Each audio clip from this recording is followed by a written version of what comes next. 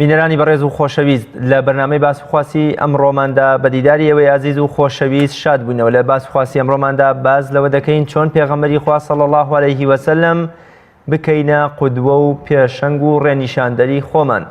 خوای گەورە لە قورئانی پیرۆزدا ئاماژە بەوە دەکا یا مسلمانان و بەبیری مسلمانانی دەهێنێتەوە کە پێغەمبەری خوا صلی الله علیه وسلم باشترین قودوە و پێشەنگ و ڕێبەری ئێوەیە و لە شوێنکەوتنی پێغەمبەری خوادا صلی الله علیه وسلم تووشی هیچ لادان و ئینحراف و زەرەرمەندیەک نابن،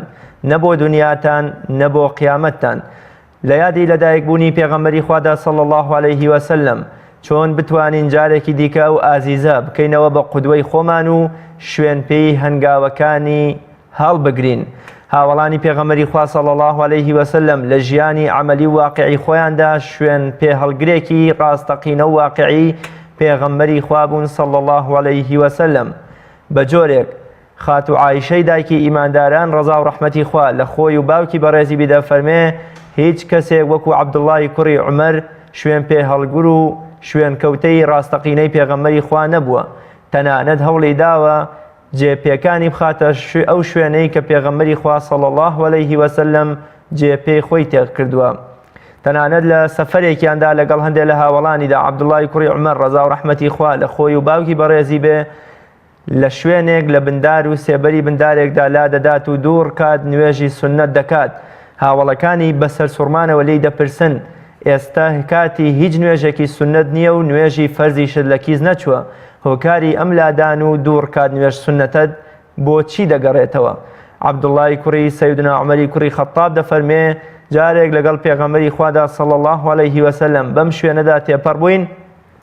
پێغەمبەری خوا بینی صلی الله علیه وسلم لە سێبەری ئەم دارەدا دوو ڕکات نوێژی سونەتی کرد، پێم خۆش بوو منیش لەم سەفەرەدا وەکو یادێک وەکو شوێن پێ هەڵگرتنێکی پێغەمبەری خوا صلی الله علیه وسلم جارێکی دیکە ئەو سونەتەی بەڕێزیان زیندوو بکەمەوە. پەیڕەویکردن لە سونەتەکانی پێغەمبەری خوا صلی الله علیه وسلم لە ژیانی ڕۆژانەماندا، بەرگریکردن لە کەسایەتی و پەیام و وتە بەڕێزەکانی پێغەمبەری خوا صلی الله علیه وسلم، ئیتاعەمان بۆ فەرمان و قسە بە پێزەکانی تا چەند ئەوەیە کە ئێمە پێغەمبەری خوا صلی الله علیه وسلم بکەینە قودوەی خۆمان. بۆ قسەکردنی زیاتر لەسەر ئەم پرسە میوانداری زۆر بەڕێز مامۆستا نیزامەدین یونس زانای ئاینیم کردووە کە لە ستۆدیۆکانمان لە شاری هەولێر میوانی ئەمڕۆی بەرنامەی باسوخواز دەبێت. مامۆستا گیان سڵاوی خوارد لێبێ و زۆر سپاس بۆ ئامادەبوونیشت لە بەرنامەی باسوخواز. وعليكم السلام ورحمة الله وبركاته. خدا موفقتهم كيا ربي بو أو درفتي كبو أمر رخصة لناخي خومان والسوزي خومان دربورين برامبر خوشويستي پیغمبر عليه الصلاة والسلام. زۆر سپاس مامۆستاگیان، ئومێدەوارین خوای گەورە خۆشەویستی پێغەمبەر بخاتە ناخ و دڵ و دەروونمانەوە و شوێن پێ هەڵگری ڕاستەقینەی و پێغەمبەرە بین. مامۆستا سەرتا پێم خۆشە لەو پرسیارەوە دەست پێ بکەم، ئایا شوێن پێ هەڵگرتن و شوێن کەوتنی پێغەمبەری خوا صلی الله علیه وسلم یان پێغەمبەر بکەینە ڕێبەر و پێشەنگ و قودوەی خۆمان چه فەرمانێکی قورئانی تێدایە؟ ئایا قورئانی پیرۆز چۆن باسی قودوەبوون و پێشەنگبوونی پێغەمبەری خوامان بۆ دەکات بۆ مسلمانان؟ بسم الله الرحمن الرحيم. الحمد لله والصلاة والسلام على رسول الله وعلى آله وأصحابه ومن والاه. خدای پەروەردگار لە چەندی نصی آیاتدا باسی گەورەی پێغەمبەر دەکات صلی الله عليه وسلم. أعوذ بالله من الشيطان الرجيم. قل إن كنتم تحبون الله فاتبعوني يحببكم الله. لآياتي تردا خدای پەروەردگار دەفەرمێ فلا وربك لا يؤمنون حتى يحكموك فيما شجر بينهم ثم لا يجدوا في أنفسهم حرجا مما قضيت ويسلموا تسليما. خدای پەروەردگار سوندی قەسەمی بە تەمەنی پێغەمبەر دەخوا لعمرك إنهم لفي سكرتهم يعمهون. پێغەمبەر عليه الصلاة والسلام كوصف دەکرێت لە قورئانی پیرۆز وإنك لعلى خلق عظيم. زانایان دەفەرمون خلق عظيم معنى دين عظيم. کەواتە بەڕێزان خۆشەویستان لە خۆشەویستی پێغەمبەر صلی الله علیه وسلم دوو شتەیە، ئیتیباع هەیە، ئیبتیداعیش هەیە. ئیتیباعکردن بە پابەندبوونە بە ڕێنمایەکانی خوددا و پێغەمبەر کەوا چۆن ئەو دینەی ئەو پەیامەی پێغەمبەری صلی الله علیه وسلم کەوا بە ئێمە گەیشت بە ڕێگای سەحابەکانی پێغەمبەر پاشان تابعیەکان نەیگۆڕین و زیادی و کەمی نەکەین و ولا پێغەمبەر صلی الله عليه وسلم هاوسەنجی پێغەمبەر ڕابگرین لە دڵ و دەروونمان بینی ئیخلال و ئیجلال یعنی بینی ئەو کەسانێکەوە پێغەمبەر صلی الله عليه وسلم لە ژیانیان شتێکی زۆر گرنگ نییە کاتێک کە فەرمودەیەکی پێغەمبەر باز دەکەی دەڵێن چێ دەڵێ صحیحە چێ دەڵێن ئەو فەرمودەیە تەواوە زۆر بایەخ نادەم بە پێغەمبەر صلی الله عليه وسلم پێگای پێغەمبەرە ناو دڵ و دەرونیاندا جێگیر نەبووە و بینی ئەو کەسانش کەوا زیادە ڕەوی دەکەن لە ناسینی پێغەمبەر صلی الله عليه وسلم کاتێک کە وەسفی پێغەمبەر دەکەن صفەتێکی خودای دەدەنە پێغەمبەری ئەوەش پێ دەگوترێت زیادە ڕەوی پێغەمبەر صلی الله عليه وسلم لە قورئانی پیرۆزە دەفەرمێ ئینەما ئەنە بەشەر ئینسان بوومە بەشەر بوومە کەواتە مامەلەکردن خۆشەویستنی پێغەمبەر صلی الله عليه وسلم وەکو بەشەر بیناسین نەک وەکو خالق صفەتی خالقی بدەینێ و لە هەمان کاتیشدا ئەو کەسانەی کەوا زیادە ڕەوی دەکەن لە خۆشەویستی پێغەمبەر و ئەو کەسانی زیادە ڕەوی مەبەستم چییە دەگەینە ئاستی خودای وەلعیاذ بالله ئەوەش پێغەمبەریش پێ ڕازی نابی کەواتە کە شتێک پێغەمبەر پێ ڕازی نەبی چۆن ئێمە ئیدعای شتەی بکەین کەواتە مەسئلەی شوێنکەوتەی پێغەمبەر صلی الله عليه وسلم ئاەتەکەی لە قورئانی پیرۆزدا خدای پەروەردگار دەفەرمێ یا ئەیها الذین آمنوا لم تقولون ما لا تفعلون ئەو کەسانێکەوە بڕوای ڕاستەقینەتە بە خودای پێغەمبەر هیناوە لما تقولون ما لا تفعلون او قساني كوادي كين بوزي بزينا كين لحالته كردار وعمل كاتك باسي اخلاقي بيغمبر دكين كاتك باسي او درشم عظيم وقوراني دكين وانك لعلى خلق عظيم باشان دلين وما ارسلناك الا رحمه للعالمين باشا او آيات عظيماني كخداي پروردگار وصفي بيغمبري كرديا آيات تفعيل ما كرديا لجاني خومان دا وەکو قدوە خۆمان بە پێشەوای خەڵک دەزانین پێشەوایەتی لەو خەڵک دەکەین هەر پێشەوایەک بی پێشەوایەکە باوکو دایک بی پێشەوایەکە ئیمام خەتیب بی پێشەوایەکە زانایانی ئاینی بن پێشەوایەکان سەرکردەکانی گەل و ئومەتەکان نیشتیمان بن هەر پێشەوایەک ئایا ئیدعاکردن سەعاتێک و ڕۆژێک و باسی پێغەمبەری صلی الله عليه وسلم ئایا ئەوە کیفایەتە گوتنەکە قسەکە یا پێغەمبەر صلی الله عليه وسلم کردداری لە ئێمە دەوێ پاشان بێوەفاییە و بێوەفاداریە بەرامبەر ئەو کەسایەتیە جیهانی و عەزیمەی کە خودای رب العالمین هەڵی بژاردیە لە بینی هەموو بەندەکانی خۆی بیتە سەرمەشقی هەموو پێغەمبەرەکان و ببیتە پێغەمبەری خاتەم الئەنبیا و ببیتە شەفیعی ڕۆژی قیامەت ڕۆژێک یان دوو ڕۆژ یان سێ ڕۆژ یان سەعاتێک ئاهەنگی لۆ بجێڕێن یادکردنەوەش خۆشەویستان کە باسی یادی دەکەینەوە وشەی یاد هەندێک خەلەلی تێدایە ئەگە بەکاری بینین لە بۆ پێغەمبەری صلی الله عليه وسلم ئینسان یاد بەکاردێ لەو شتێکەوە لە بیری بچیتن ئێمە کاتێکەوە ئەگە پێغەمبەرمان لە بیر نەچوو پێویست ناکات سەعاتێک و دوو سەعات پێغەمبەرمان بە یادی خۆمان بینی و پاشان لە بیرمان بچین کەواتە قسەکە لێرەدا ئەوەیە مامۆستا خوای گەورە چۆن فەرمان بە موسڵمانانەکە فەرمان بە شوێنکەوتوانی پێغەمبەرەکە کە پێغەمبەر بکەنە قودوە و ڕێبەر و پێشەنگی خۆیان لە قورئانی پیرۆزدا ئوسوەتون حەسەنە بۆ خودی پەیامبەری بەڕێز صلی الله عليه وسلم بەکار هاتووە چۆن زیاتر ئەم فەرمانە کارەکە و خوای گەورە فەرمانی زیاتری بە موسڵمانان لە چ شوێنێکی قورئاندا داوە کە پێغەمبەر بکەنە سەرمەشق و قودوەی خۆیان صلی الله عليه وسلم پێغەمبەر عليه الصلاة والسلام كاتك خدای رب العالمين باسی دەکا لە قورئانی پیرۆزدا یا ئەیها الرسول یا ئەیها النبی خدای پەروەردگار دەفەرمێ ئەگەر ئەوەی منی خۆش بووێ با ئیتیباعی پێغەمبەر بکە صلی الله عليه وسلم بەڕێگای پێغەمبەردا دەگەیە خدای يعني بەڕێگای قل إن كنتم تحبون الله فاتبعوني يحببكم الله کەواتە ئەو ئاەتە خۆشەویستان بومن دردكوي وأطيعوا الله وأطيعوا الرسول وأولي الأمر منكم جيرايلي خداي رب العالمين من وباشان جيرايلي فرمان كان الربازي بيغمبر من وأوكساني أولي الأمر كوا شوين كوتيو رينماهي كان خداو بيغمبرن باشان ما آتاكم الرسول فخذوه وما نهاكم عنه فانتهوا أو فرماني بيغمبر صلى الله عليه وسلم وكو پیغمبرێک وكو قائدێک بیناسین لەبەرەوەی قدواتی پێغەمبەری صلی الله عليه وسلم هەر لە گەنجاتیەوە قیادەی صفاتی قیادەی تێدا بووە صفاتی قیادەی ئەو کاتێکەوە بازرگانی کرد بە پارەی خەدیجەی بە سەروەت و سامانی خەدیجەی بازرگانێکی سەرکەوتوو بوو پاشان پێغەمبەر عەلەیهی السەلات وەسسەلام لە صفاتەکانی قیادەی کاتێک باسی عەفو و تەسامحی پێغەمبەر دەکەن صلی الله علیه وسلم دەڵێن پێغەمبەر صلی الله علیه وسلم زۆر تەسامحیە بووە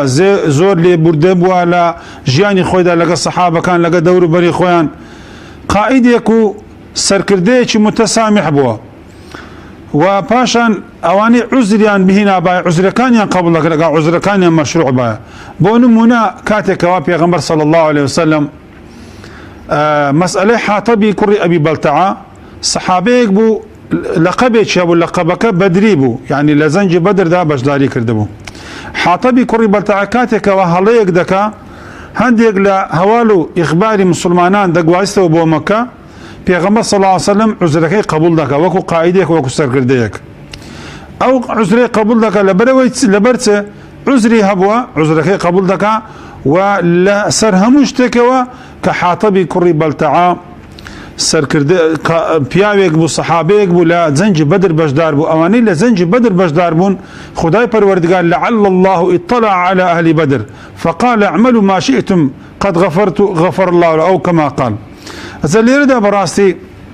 صفاتی قیادە گەلێک زۆر لە پێغەمبەری ئەگە حەزت لێ بوو تەوەرێک بوو لەو تەوەرەیدا باسی صفاتەکانی قیادە بکەین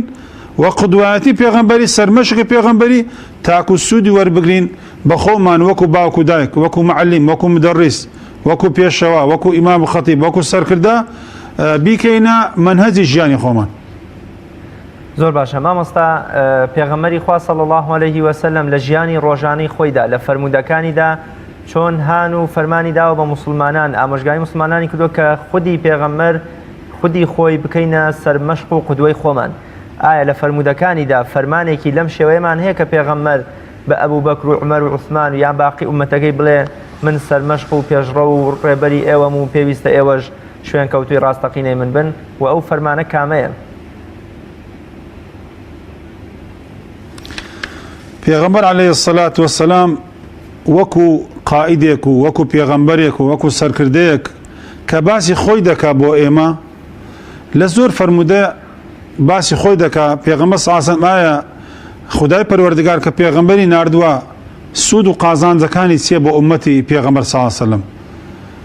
فەرمی خەڵکانێک فەرمی ئینەما ئەنە لەکم بمەنزیلەتی الوالد ئوعەللیموکم فەرمووی پێگای من لە ژیانی ئێوە وەکو باوشێکم ئێوەی ڕێنمایی ئێوە دەکەم ئەوە پێغەمبەرە صلی الله عليه وسلم پاشان پێغەمبەر صلی الله عليه وسلم قدوایەتی و پێشەوایەتی پێغەمبەر صلی الله عليه وسلم تەنها لە نوێژ نەبووە پێشەوایەتی پێغەمبەر صلی الله عليه وسلم لە ئیمامەتی نوێژ بووە پێغەمبەر صلی الله عليه وسلم لە خوتبەدا بووە لە وتاردا بووە لە گۆڕەپانی زەنگدا بووە لە ماڵەوەدا بووە پێغەمبەر صلی الله عليه وسلم کاتێکەوە لە بینی خێزانەکانی دەبی خزمەتی خێزانەکانیشی دەکا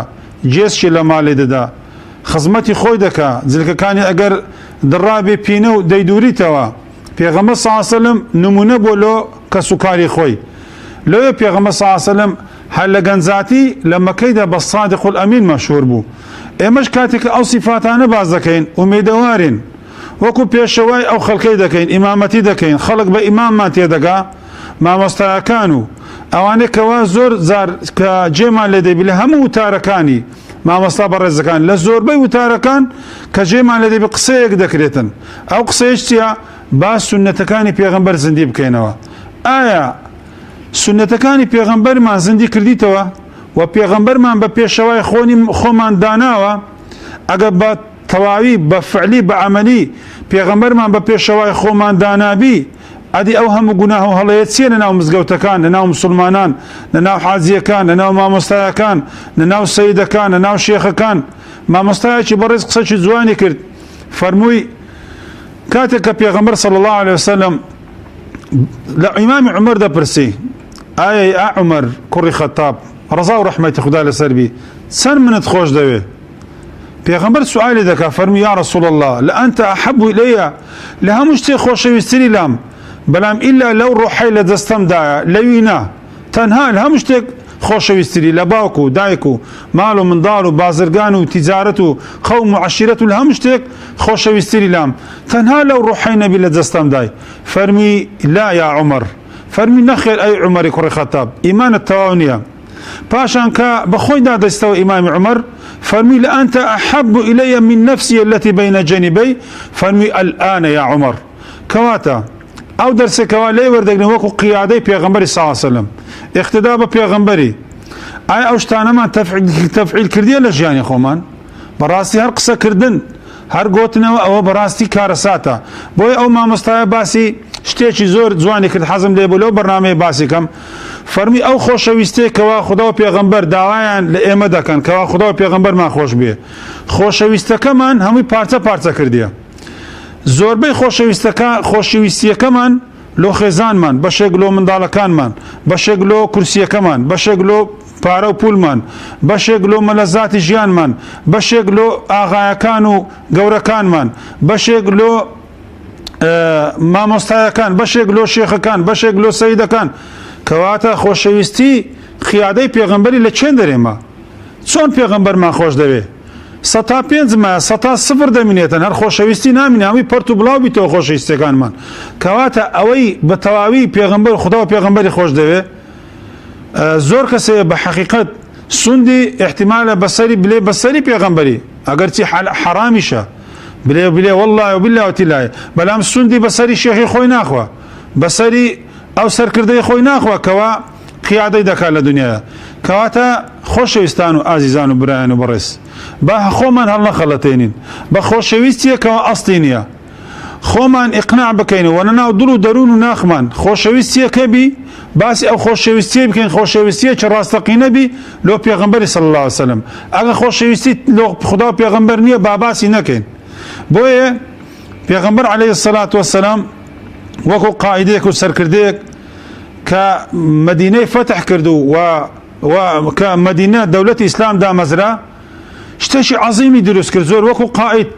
یەکەم شت خۆشەویستی لە ناو خەڵکی بڵاو کردەوە المؤاخات بین ئەوس و خەزرەج بین ئەنسار و مهاجرەکان ئەو خۆشەویستی بڵاو کردەوە تاکو لەسەر سێبەری ئەو خۆشەویستیە دەولەتەکە دابمەزرێ نەک لەژێر قووەت و زەبری قووەت و ئەمر و فەرمانی خوددا و پێغەمبەر دەبی وا بکەن وا بکەن وانم مەکەن وا مەکەن نەخێر یەکەم شت خۆشەویستی خوددا و پێغەمبەر ئەوجا فەرمانی دەدا وا بکەن و وا مەکەن زۆر باشە مامۆستا ئەم قودوە بوون و پێشەنگ بوون یا سەرمەشبوونەی پێغەمبەری خوا صلی الله عليه وسلم بۆ کاروباری دنیا و ڕۆژانەمانە یان بۆ کاروباری دین و ئاینمان یا بۆ هەردووکیان پێکەوە چۆن پێغەمبەری خوا صلی الله عليه وسلم لە کاروباری دنیا و دین و ئاینیشماندا بکەینە قودوە و سەرمەشقی خۆمان بە حەقیقەت برای بەڕێزم خوشکان و ئازیزانی بەڕێز پێغەمبەر عەلەیهی السەلات وەسەلام کە باسی دنیا و قیامەت دەکا دەفەرمێ ئینسانی بڕوادار دنیا و قیامەتی پێوە بەند بکە ئەوە یەک یعنی ئەو پیاوە نییە تەنیا پیاوی دنیا بی یان پیاوی قیامەت بی ئەو پیاوە الرجل الدنيا والآخرة ربط بكاتن أو فرمودي بيغمبري صلى الله عليه وسلم أو يك باشان دفرمي الدنيا مزرعة الآخرة دنيا تشيلقي آخرتها أقل الدنيا اشتيكد أنزام ندى اشتيكد نبو اشتيكد دروز نكرت وأن ليس للإنسان إلا ما سعى أو سعيه وكوشت زي نكرت وبيشكشت نكرت أقل دين زي نكرت وكو برنامج جيان بيرود نكرت لجياني خود خۆشەویستی پێغەمبەری ڕەنجی نەداوە لە ژیانت باشە ڕۆژی قیامەت دینت لۆ چییە قورئانت لۆ چییە قورئانەکە ئەسڵەن و قورئانن خودای پەروەردگار دەفەرمێ ئەو قورئانەمان نازیل کردووە تاکو جێبەجێ بکەی بیتە بەرنامەی ژیانت ئەو قورئانە بیتە ڕۆژانە بەرنامەی ژیانت ڕۆژانە چێ ئەو کەسێکەوە بچووکترین وەزیفەی هەیە کە فەڕاشە کە ناسە هەتا دەکاتە سەرکردەی ئومەتێکەوە سەرکردایەتیان لەسەر دەکاتن پاشان ئەگەر دنیا ئەگەر ئەو قورئانەمان نەکردە لينذر من كان حيا ويحق القول على الكافرين ئەگە ئەو قورئانەی و پەیامی پێغەمبەرمان نەکردە ئەخلاقی خۆمان نەما کردە بەرنامەی ژیانی خۆمان ئەوە بەڕاستی هیچ سوود و قازانجی نییە لەبەرەوەی او قرآن كوان پیغمبر پیامی پیغمبر عليه الصلاة والسلام خو پیغمبر بأمي راقيان اليوم أكملت لكم دينكم وأتممت عليكم نعمتي ورضيت لكم الإسلام دينا لروشنايو لبركتي لسيبري أو قرآني دابجين ألا بذكر الله تطمئن القلوب قرآني بيروس تشيشكاني دروني ما بحلك قرآني بيروس دات بروري أو قرآني كوال لعدالتي القرآن تاكو جيان بخوشي بأسودة دابجي لخوشي لأسودة دابجين پاشان برزان خوشویستان اگبیتو خدای پروردگار لو پیغمبرانی ناردوا بو کتابانی لآسمانی نازل کرتو سرزوی تاکو او انسانانا بجین لخوشی و لآسودهی دا اگبیتو او قرآنا لا من برد پیغمبر علیه الصلاة والسلام تن رحیمه پیغمبر تن برحمو بزایی با امتی بلام شتیکه روژی قیامت او پیغمبره برانبر خدای را دوستی لمحكمي خدای رب العالمين شكات مالي دكا شكات اللي چه دكا لو كساني دكا كوازيا لقرآن هنا وازيا لبيامي قرآن هنا وازيا لبيامي بيغمبرنا يا رب وقال الرسول يا رب إن قوم اتخذوا هذا القرآن مهجورا وازيا لقرآن هنا بيامي أفحكم الجاهلية يبغون لزياتي أوي بيامي بيغمبري بكنا حكموا شرع لبين خويا لصلحكان لجياني روجانيان دا لخوشي ناخوشيان دا للسراء وذراء دا لحاكميته لأخلاقياته لجيان دا هموي بربان نكرت خد بيغمبر صلى الله عليه وسلم تسان برحمه بزيبوا حتى بأعجلوا بحيوانات وبهمش تسان برحمه بلام روجي قيامت لويدا كرنامي بيغمبر صلى الله عليه وسلم بجواب ديتن بجواب دي لسته وقال الرسول يا رب إن قوم اتخذوا هذا القرآن مهجورا بشتيان لقرآن يكرد كاتب رزان خوشيستان اگه قرآن لوجيان نبي اگه پیامی پیغمبر صلى الله عليه وسلم لجيان يخوم عندت زيبت زينك آياتي حزاب زيبت زينكين روجي هتاي واري ما مستابم حازيبم ملابم شيخبم علامبم امام الشافعي بم بلام كسوك ركان من همي بقمرات سوبن خێزانە کەم حیزابەکی تاوی لەبەر نەکردبی کچەکەم حیزابەکی تاوی لەبەر نەکردبی ئیستیجابەیەکی خێراییم نەبی لۆ فەرمانی خدا پێغەمبەر باشە بە چکەلک دێ بەڕاستی کەواتە قورئان لە ژیانی مندا نییە بەرنامەی ژیانی مندا نییە ئەوەی زۆر کەسی شەیە بەڕاستی ڕێنمایەکانی خۆیان ڕێنمایەکانی ژیانی خۆیان بەرنامەی ژیانی خۆیان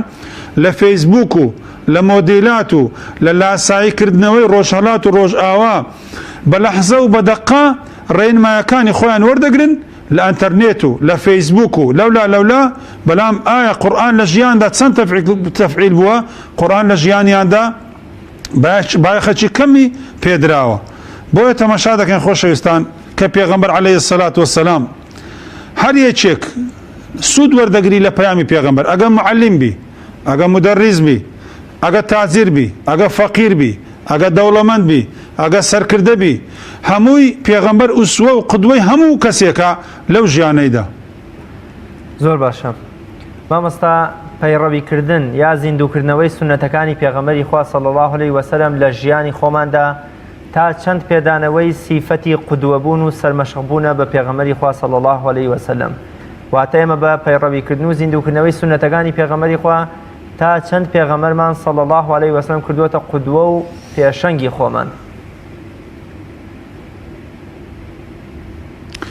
شاعر دەفەرمێ تعصي الإله وتظهر حبه لعمري هذا في القياس الشنيع لو كنت صادقا في حبه لأطعته إن المحب للحبيب مطيع. شاعر دەفەرمێ ئەوەی خۆشەویستیەکەی جێڕایەلی خۆشەویستیەکەیە ئەوەی جێڕایەلی خۆشەویستیەکەی نەبوو فەرمانی خۆشەویستیەکەی جێبەجێ نەکرد کەواتە درۆی دەکات لەگە خۆشەویستیەکەی. زیندیکردنەوەی سنەتی پێغەمبەری من تمسك بسنتي عند فساد أمتي فله أجر شهيد يان 50 شهيد لها أو كما قال يعني بيوزبون التزام كردن تمسك بسنتي بيغمبر صلى الله عليه وسلم لكاتي فتندا لو كاتي دايستا كاتي موديلاتا كاتي تكتلاتو كاتي تحزباتو كاتي مادياتي جيان كاتي لاساي روش هلات روش آوا كاتي كوا ئینسان هەموو شتێکی بەدوای هەموو شتێکی دەڕوا تەنها ئەو کەسانێکەوە بەدوای دین دەڕۆن بەدوای ڕێنمایەکانی خوددا و پێغەمبەر دەڕۆن زۆر کەمن بە حەقیقەت. زیندیکردنەوەی سنەتی پێغەمبەر صلی الله علیه وسلم کاتێکەوە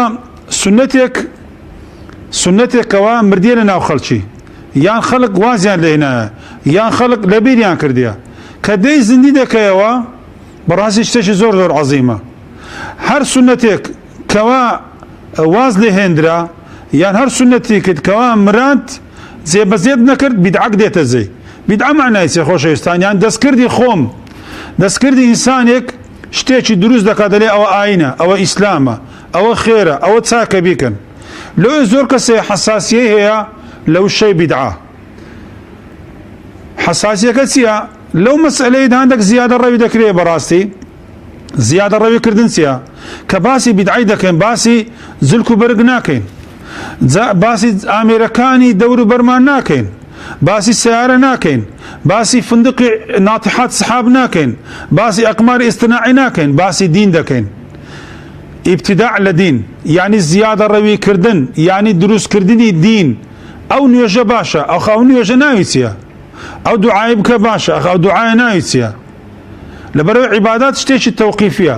زۆر مامۆستا لە تەلەڤیزیۆنی دێنە دەرێ باسی ئەوەی دەکەن دەڵێن ئەو کەسانێکەوە باسی بیدعەی دەکەن ئەدی ئەو سیارەی لێو داژۆن ئەدی ئەو خانەیە ئەدی پێغەمبەر صلی الله علیه وسلم لەو حەمامەی خۆی دەشوشت لەسەر سیسەمی دەنووست. برای بەڕێزم مامۆستای بەڕێزم خۆشەویستەکەم پەیوەندی بەوەی دانیە بیدعە کەوا باسی دەکەی ئامێرەکان و مادیاتی دنیا پەیوەندی بەوانە دانیە. ئەوە شتێکە وەسائلی ژیانە لۆ خۆی خەڵک پێی ئاشنا دەبی ئیسراحەت وەسائلە کارەبایە سیارەیە تەیارەیە بەڵام لە دین زیادە ڕەوی نەکرێ. لە دین شتێک کەوا دینی زیاد دەکەی ئەستێکی زیاد دەکەی کەوا وجودی تێدا نییە. نوێژێکی ئیختراع دەکەی ئەسلی نییە. نوێژێک یان دەڵێ ئەو ڕۆژە بە ڕۆژی بن کە پێغەمبەر صلی الله علیه وسلم ینی ئاماژەی پێ نەداوە. کەواتە لێرەدا زیندیکردنەوەی پێغەمبەر صلی الله علیه وسلم لە فەرمودەیەک سەحیحدا دەفەرمێ كل أمتي يدخلون الجنة إلا من أبى قيل ومن أبى يا رسول الله قال من أطاعني دخل الجنة ومن عصاني فقد أبى أو كما قال. فرمودەیەکی صحیحی پێغەمبەری صلی الله علیه وسلم كل أمتي يدخلون الجنة هەموو ئومەتم دەچنە بەرەو بەهەشت إلا من أبى إلا ئەو کەسێکەوە ئیمتیناع بکە حەزی لێ نەبی بڵێ وەڵڵا حەزم لە بەهەشتێدا نییە. قيل ومن أبى يا رسول الله چێ ئەو کەسەی چێ یا رەسوڵ الله بلێکەوە ناس بەهەشتم نایە فەرمووی ئەو کەسەیەکەوە سنەتی من ئیتباعی سنەتی من معسیەتی من دەکا فەرمانی من جێبەجێ ناکاتن. کەواتە ڕجام لە هەموو لە خۆشمەوەیە بە خۆم و بە ئیمام و مەئمومەوە ئەو قسانێکەوە دەکەین ڕۆژانی کە ئاهەنگ دەجێردرێ لە مزگەوتەکان ڕۆژان پاش عیشایە تا سعات 8 دەیشەوێ یاخوا دڵی ئەو خەڵکی هەروە خۆش بی هەروە پێغەمبەریان خۆش بوێ صلی الله علیه وسلم بەلا پاش چەند سعاتێک بانگ دەدرێ نوێژی بەیانی کەوا بانجی خوددایە خودای رب العالمین ئەو لەفزانەی بانجی بە پێغەمبەری ڕاگەیاندێ پێغەمبەریش بۆ ئومەتەکەی ئەو خەڵکە بەرەو مزگەوت بێن هەتا سعات 10 شەوێ لە خۆشەویستی پێغەمبەر دڵت خۆش بوو پێ دەکەین لە مزگەوتەکانت ئاوادان کردهبوو. خێرە نوێژی بەیانی نایە مزگەوت یان ئەسڵەن نوێژەکەت هەر دەڕوا کە پێغەمبەر صلی الله علیه وسلم دەفەرمێ من صلى الفجر في جماعة فهو في ذمة الله أو كما قال. یان ئەو دوو ڕکعاتە سنەتەی پێش نوێژی بەیانی خەیر لەکە من الدنيا وما فيها. یان ئەو نوێژە ویترە و ئەو دەست نوێژ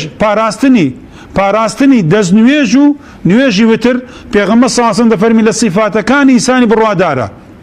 ئایا ئەوەت کردیە؟ یان صلاة الأوابین کە دەکا صلاة الضحا نوێژی چێشت هەنگاو تخوا جێبەجێت کردیە؟ بەڕاستی ئەگە ئەوانەی جێبەجێ نەکەن بە کردار و عەمەل با ئەو باسەی نەکەین با نەڵێن وەڵڵا زیندیکردنەوەی سنەتی پێغەمبەر زیندیکردنەوەی سنەتی پێغەمبەر وشەیەکی گەلە گەورەیە بەڵام چەندی جێبەجێ دەکەین چەندی ئەو شتەی بەرپا دەکەین لە ژیانماندا. بەڕاستی درۆکردنیش زۆر شتە کەبوڕە مەقتەن عند الله ئەن تەقولوا ما لا تفعلون. لە لای خودای رب العالمین شتێکی زۆر گەورەیە کەوا شتێک باز بکەین کەوا پێغەمبەر باسی کردووە و جێبەجێ نەکەین لە ژیانماندا پاشان لەو ئەو حەدیثە زەعیفانە کە لەسەر هەندێک مینبەری پێغەمبەر مینبەرەکانی پێدەڕازێنینەوە وتارەکانی پێدەڕازێنینەوە کە پێغەمبەر نەیگوتیە پێغەمبەر صلی الله علیه وسلم دەفەرمی ئەوەی درۆی بە زمانی من بکە با جێگایەکی خۆش بکات لە ئاگری جەهەنەم با جێگایەکی لۆ خۆی ئامادە بکات لە ئێستاوە لەبەر چ درۆکردن بە زمانی پێغەمبەر شتێکی زۆر ترسناکە پاشان ڕۆڵەکانمان گەنجەکانمان زۆر کەسەیە نازانی حەدیثی صحیح چییە نازانی حەدیثی موضوع چییە نازانی حەدیثی ضعیف و موضوع و حەسەن و صحیح چییە با بچینە لای مامۆستایەکان لە مزگەوتەکان ئەرێ مامۆستای بەڕێز حەدیثی صحیح چییە با ئاشنا بین بە بەو زانستە عەزیمەی کەوا متعلقە بە فەرمودەکانی پێغەمبەری صلی الله علیه وسلم بۆچی هۆکار چییە کە وەکو جەنابیش داماژەت پێکرد ئێمە لە سونەتە بینراوەکان یا ڕواڵەتیەکان یا ئەو شتانەی کە باون لە نێو کۆمەلگا پێغەمبەری خوا دەکەینە قودوە و پێشەنگی خۆمان بەڵام ئەو شتانەی کە کردنیان تا ڕادەیە قورس و ناڕەحەتە و زۆر گرنگترن لەو سونەتانەی دیکە بۆچی لەمەیاندا پێغەمبەری خوا ناکەینە قودوە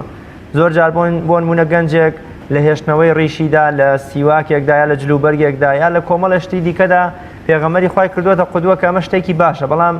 لە سیلەی ڕەحم و لە ڕۆژووی دووشەمە و پێنجشەمە و لە شەو نوێژ و لە وەکو جەنابت فەرموود نوێژی بەیانیدا بۆچی لەمەدا پێغەمبەری خوامان نەکردووەتە قودوە و پێشەنگ بەڕاستی ئەوە خاڵێکی زۆر زۆر گرنگە باسی بکەین لەبەرەوەی لە واقعی ژیانمان ئەو شتەی کە باس کرد زۆر زۆر دەیبینین ئەو شتانێکەوە ئاساندا هەموو کەسێک دەتوانێت ئەگەر خۆشەویستی پێغەمبەری بە 2 کیلۆ چکولێت و بە 2 کیلۆ لقوم و بە سنیە پاقلاوەکی بی وەڵای لەوەی ئاسانتر نییە هەموو دەکاتە 15-20,000 دینار وەفاداری من لە بۆ ئەو پێغەمبەرە نازدارەی بای 20,000 دینار بیتن حیف و مخابن سنەتەکانی پێغەمبەری صلی الله علیه وسلم زۆر عەزیمە مثلا شەو نوێژ پێغەمبەر صلی الله علیه وسلم شەوان هەڵدەستا عایشەی دایکمان باسی پێغەمبەر دەکات دەفەرمێ کانت تتورم قەدەماه بن پێی شەق دەبوو لە ڕاوەستانی زۆر ڕاوەستانی لە شەو نوێژدا بەشی ئێمە چەندە لە شەو نوێژەکان ئەوە یەک پاشان دایکمان عایشە دەفەرمێ کانە خولق القورآن کانە قورآن يمشي بين الناس بەشی ئێمە لە خوێندنی قورآنی و لە جێبەجێکردنی ئەرکەکانی قورآنی لە ژیانماندا چەندە پاشان باسی ڕەحم و بەزەیی وما ئەرسەلناکە ئیلا ڕەحمەتەن للعالەمین ڕەحم و بەزەیی من چەند فێر بوویمە لە ڕەحم و بەزەیی پێغەمبەری صلی الله علیه وسلم چ فێر بوویمە لە ڕەحم و بەزەیی پێغەمبەری صلی الله علیه وسلم لەگە خەڵکی بەکاری دەینم ئایا پێغەمبەر صلی الله علیه وسلم یەکێک سیواکی بەکار نەهێنا بایە سەلامی لێ نەدەکرد پێغەمبەر صلی الله علیه وسلم ئەگەر یەکشی بدیت بایە ڕدێنی نییە سەلامی لێ نەدەکرد ڕدێن سنەتی پێغەمبەری صلی الله علیه وسلم ئەگەر چی زۆر کەسەیە لەو شتە وانییە سیواکی پێغەمبەری سنەتە بەڵام ئیسلامیش هەموو سیواک نییە و ئیسلام هەموو ڕدێن نییە کاتێکەوە دوو شتەیە خۆشەویستی پێغەمبەر پێش خۆشەویستی پێغەمبەر هەندێک شتەیە فەرزە و هەندێک شتەیە فەزلە فەرزەکە ئەوەیە کە ڕێنمایەکانی پێغەمبەری صلی الله علیه وسلم سنەتەکانی لە نوێژەکان و تاعەت و عیبادەت لە ڕوو عیبادەتەوە دەبی جێبەجێ بکەین ئەمما بەنسبەت فەزلی پێغەمبەری صلی الله علیه وسلم هەندێک شتەیە مەسەلەن مەسئلەی عومرە سنەتە دەسمە عومرەی لە بۆ خۆشەویستی پێغەمبەر صلی الله علیه وسلم ڕدێنی بەزێ دێنم لەبەرەوەی پێغەمبەر ئەمری کردووە سیواکی بەکاردێنم لەبەرەوەی پێغەمبەر ئەمری کردووە بەڵام لە هەمان کاتیشدا کە ناوم لێندرا مامۆستا و سەید و شێخ و حاجی خەڵک قەنەعەتیان بە من هەبوو پێگایەکەمە بوو لە کۆمەلگا دەبی بە حەقیقەت بە ڕەوشتی ئەخلاقی پێغەمبەریش هەڵگری ڕەوشتی ئەخلاقی پێغەمبەرم صلی الله علیه وسلم زۆر کەسێ خۆشەویستان شتەکان شتە ئاسانەکان دەکات بەڵام زەحمەتەکان ناکات بۆ نمونە زۆر بێوەفاییە بەرامبەر پێغەمبەری صلی الله علیه وسلم کە ئیسلامی بکەیە دینێکی کاتی ئیسلام دوو شتەیە خۆشەویستان شتێکە کاتێکەوە دەچێت لای دکتۆر دەرمانەکەت لۆ دەنووسی دەرمانەکەی دەلێت 2 ڕۆژ و 3 ڕۆژ و 4 ڕۆژ بیخۆ چا دەبێەوە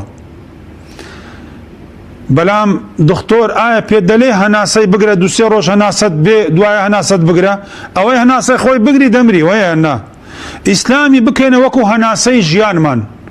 هەتا ئاخر چرکەی لێدانی دڵمان هەناسەکەمان لەگەدا ئەگە هەناسە ڕاوەستا معنای ژیانیش ڕادەوەستی خەڵکانێک دەبینین ئیسلام و پەیامی پێغەمبەریان کردیتە چ کردیتە وەکو دەرمانی دکتۆر دوعایان وەکو کردیتە وەکو دەرمانی دکتۆر دوعای لە هەموو کاتێک ناکە سەلەواتی لە هەموو کاتێک لێ نادا سونەتەکانی پێغەمبەری هەموو کاتێک ناکە بەڵام ئەو ڕۆژە لەدایکبوونی پێغەمبەریە ئەگەر چی ئەو مێژووە و ئەو تاریخێکەوە زۆربەی عولەمایەکان متفق نینە لەسەر لەدایکبوونی پێغەمبەر بە گریمان کە ئەو تاریخە و ئەو مێژووە تەواوە بەڵام لەو ڕۆژەیدا چەندین حیوان سەردەبڕم سیلە ڕەحمیش بەجێ دەینم دعوەتی خەڵکیش دەکەم بەدی پاشان ئەدی ئەو یەتیمانە أنا وكافل اليتيم كهاتين في الجنة الساعي على الأرملة كالمجاهد في سبيل الله خلقان كان لكم ملقى بحقيقة بأوش باز بكين وادكن كوا أما انتماما لخوش ويسي بيغمبريا سنة كان بيغمبري هم يجيب زيدا كين بلام سلام لخلشي ناكن خوان بقورة الله خلشي دادنين قل لا تمنوا علي إسلامكم بل الله يمن عليكم أن هداكم للإيمان فلا تزكوا أنفسكم هو أعلم بمن اتقى تزكي خوتان مكان خدای پروردگار شارزای لهم کسک لهم اشتیک زیاتر لهم کسک لدلی درونی ایما آیا دلو درونی ایما ایمان دارین یا نفاق والعیاذ بالله کواتا ایما براستی بحقیقت عندك سنت یا زي بزيد كاين سنة آسان دكان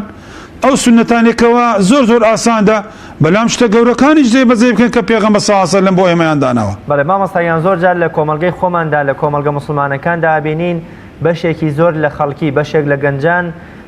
بومن هنرمندك سياسيك بومن نازانم شانو نوسيك أكنا قدوي خويان هێشتنەوەی ڕیشیان جلوبەرگیان تەنانەت نازانم سەر و سیماشیان والێکن کە وەکو ئەو هونەرمەندە لە جلوبەرگیا لە پێڵاویا لە ڕیژێشتنەوەی وەکو ئەو هونەرمەندە دەرکەوێت بەڵام گەنجێکە وەکو سنەتێک کە بۆ پێغەمبەری خوا ڕیش دەهێڵێتەوە یام زۆر جار نامۆیە لە کۆمەلگایە گاڵتەی پێدەکرێ بۆچی ئێمە زۆرتر لە یاریزانەکاندا لە هونەرمەندەکانە لە سیاسەکاندا ئەوان دەکەینە قودوە بەڵام پێمان شەرمە یان نامۆیەکەوە پێغەمبەری خوا بکەینە قودوە و سەرمەشقی خۆمان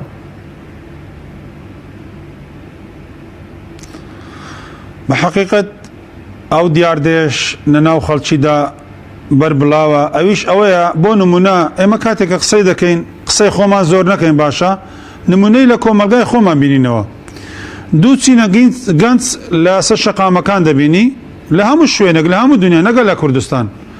دو شيواز ردين بزي اشتراوا أو شيوازي كوا مسلمانة ملتزامي بأخلاقي هي بدين بكو ملقاي خوشي نكر بدين أم برامبر خدا پیغمبر تساق برامبر خلچ خرابم نخير كدلين التزامي أخلاقي برامبر خدا پیغمبر برامبر خلچيش أوي برامبر خلچي التزامة شي أخلاقي نبي عبادات كان حكمتي عبادات كان لنويش إن الصلاة تنهى عن الفحشاء والمنكر للروجي رب صائم لم يبقى من جوع إلى الصوم رب صائم لم يبقى من صوم إلى الجوع والعطش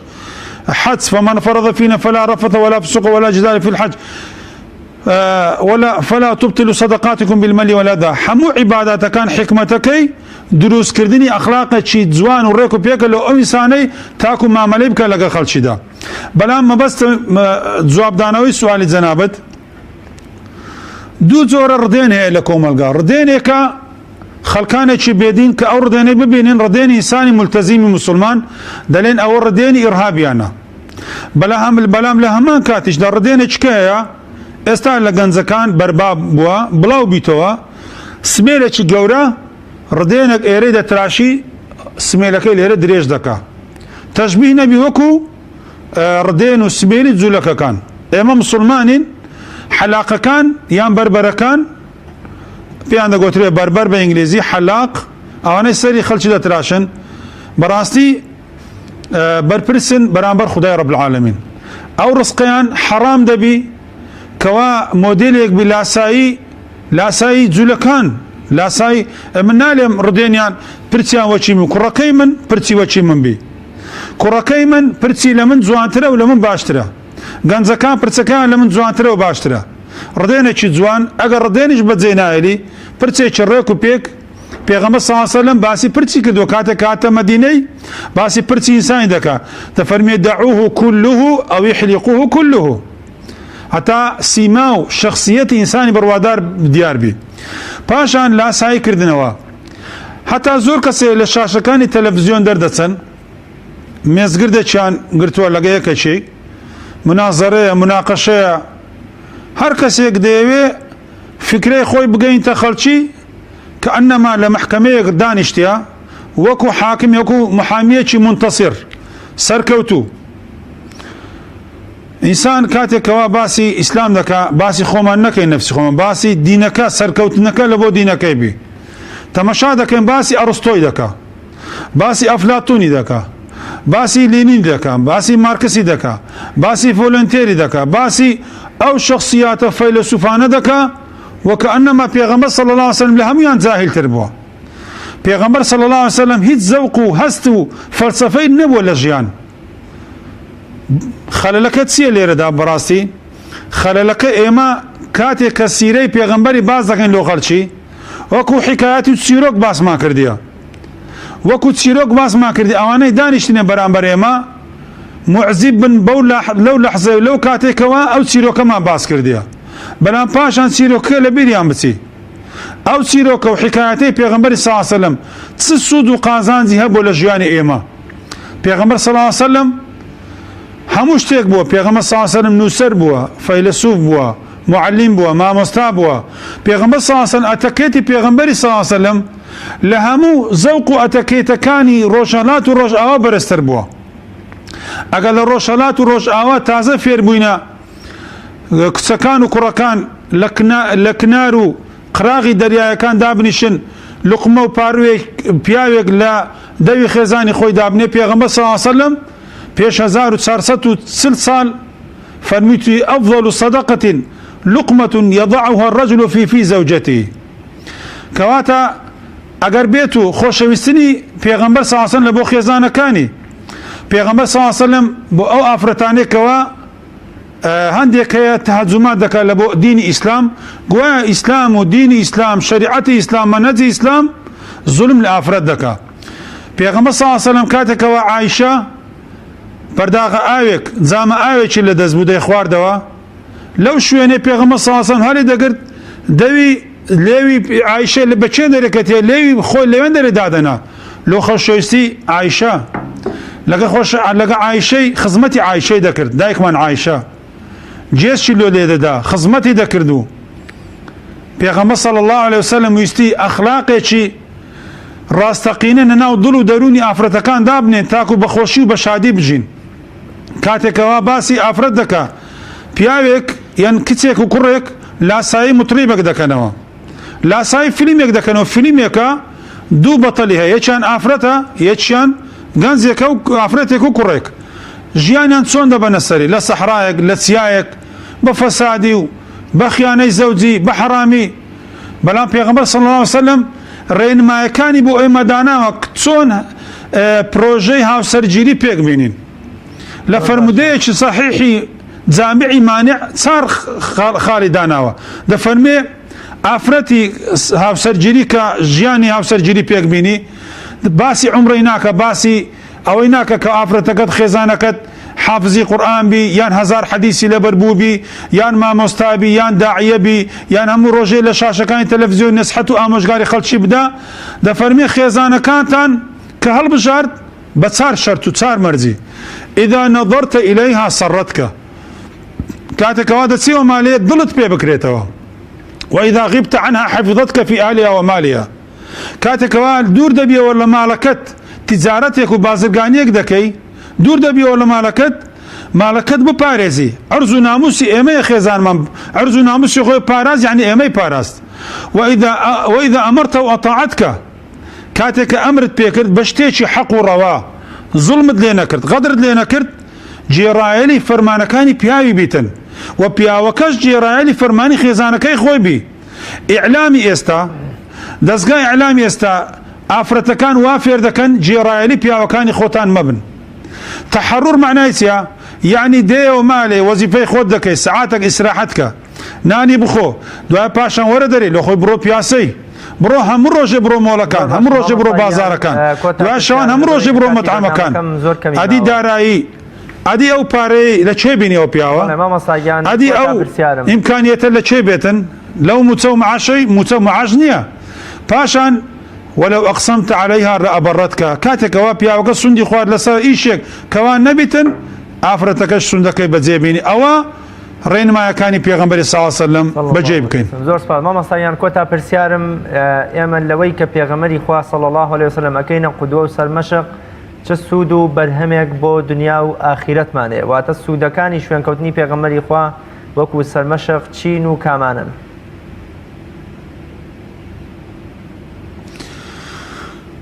ئینسان کاتێکەوە دەزانی لەو دنیاە کاتیە لە دنیاەکی کاتی زۆر زۆر کاتی دەژین قەبارەمان چەند بیت لەگەر ئەو کەونی لەگە ئەو بوونەوەرانەی کەواتینە پێش ئمە چەند ئینسان هاتیە ژیایە چەند زن ژیایە دەژی و چەند مەلایکەتەیە و ڕۆژی قیامەتدا چێ بەهانامان دێ چێ بە کەلکمان دێ لە ژیانی هاوسەرگیری چەند ساڵ دەگەڕین بە دوای ئافرەتێک تاکو ژیانێکی کورتی بینە سەری لەگەری ساڵێک دو ساڵ ڕۆژێک هەفتەیەک 30 ساڵ 40 ساڵ پاشان دەمرین احتیمالی هەیە هەر یەکێکمان ڕۆژی قیامەت بچینە لایەکی یەکمان بەرەو جەهەنەم والعیاذ بالله یەکمان بەرەو باشت ژیانێکی کاتی بەڵام خوددا و پێغەمبەر خودای رب العالمین لە ئەزەلەوە لەگە ئێمەدا بووە لە ژیاندا لە قەبردا لە قیامەتدا لە بەهەشتدا هەتا ئەو خودای ئەو خالقە لەگە ئێمەدایە پاشان ئەو پێغەمبەرە دیفاعمان بۆ دەکا بەرووبوومی ئیتیباعی پێغەمبەر صلی الله علیه وسلم بەرووبوومی لە دنیادا دەبینیم پێش ڕۆژی قیامەت هەروەکو باسم کرد ئیسلام بۆ دنیا هاتووە ئیسلام هاتێکەوە تەنزیمی ژیانی ئێمە بکاتن لە فەوزادا نەژین لە ژیانێکی ئاژەلیدا نەژین لە ژیانێکی کەرامەت و سەربەرزی و شەخسیات و کەسایەتیدا بژین پێش ئەوەی قیامەت کەواتە بەرووبوومی ئیتیباعی پێغەمبەری صلی الله علیه وسلم فلنحيينه حياة طيبة ژیانێکی بەختەوەر و خۆشیدا ملیادێرەکانی دنیا ئەوانەی خۆشترین ژیان پاشایەکان و مەلیکەکان و سوڵتانەکان ئەوانەی کورسیان زۆر بەرزە لە حاکمیەت لەسەر ڕووی زەویدا ئێستا دەوڵەمەندەکان و ملیادێرەکان تەماشای ژیانی وان بکە هەروەکو عەبدوڵای کوڕی مبارەک دەفەرمێ لو علم بنا الملوك وأبناء الملوك ما نحن فيه من السعادة لجالدونا عليه بالسيوف أو خوشي وشادي لذة إيماني لأنه دلو دروني إيمان داران يا بروبومي اتباعي پیغمبر صلى الله عليه وسلم اگر ملكة كانوا باشايا كانوا مليادير كان بيان زاني بالله خوشي بشمشير أو خوشيان لإيمة دستانت بلان بروبومكي أويا بەرووبوومەکەی خۆشترین ژیان دەبینە سەر تەماشای سەحابەکانی پێغەمبەر بەبێ ناس ژیانیان بەجێهێشت زۆر باشە زۆر سپاس سەحابەکانی پێغەمبەر تێر نەبوون بە تەواوی سەحابەکانی پێغەمبەر صلی الله علیه وسلم بەنانە ڕەقە و بە دنکە خوڕما بۆ شتانە ژیان بەڵام کاتێک کە سوالیان لێ دەکرا خۆشترین ژیانیان بردە سەر و لە سایەی خوددا و پێغەمبەر و ئەو پەیامە پیرۆزی کەوا پەیامی ئیسلامە. زۆر سپاس بۆ بەڕێز مامۆستا نیزامەدین یونس کە لە ستۆدیۆکانمان لە شاری هەولێر میوانی ئەمڕۆی بەرنامەی باس و خواز بوویت. بینەرانی بەڕێز و خۆشەویست تا بە یەگەیشتنەوەیەکی دیکەش بەخوای گەورە مێهرەبانتان ئەسپێرم خواتان لەگەڵ.